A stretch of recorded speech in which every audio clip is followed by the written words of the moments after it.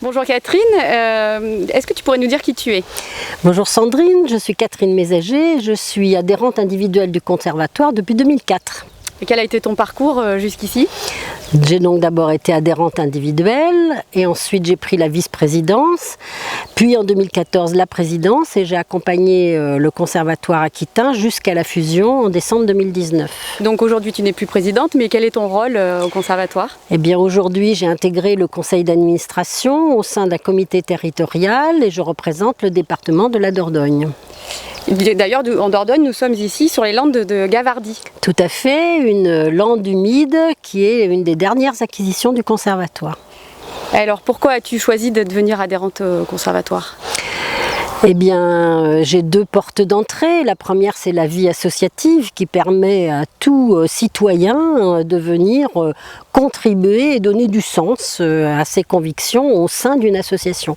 Et puis la deuxième porte d'entrée, elle est capitale dans mon choix, c'est que le Conservatoire, ce sont des actions concrètes, de la gestion et de l'action concertée et de l'action partagée. Et ça, c'est tout à fait important. Alors si aujourd'hui quelqu'un choisit de nous rejoindre en tant qu'adhérent, qu'est-ce qu'on a à lui proposer?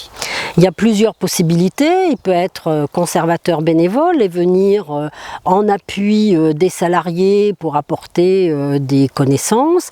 Il peut contribuer ou participer à des animations.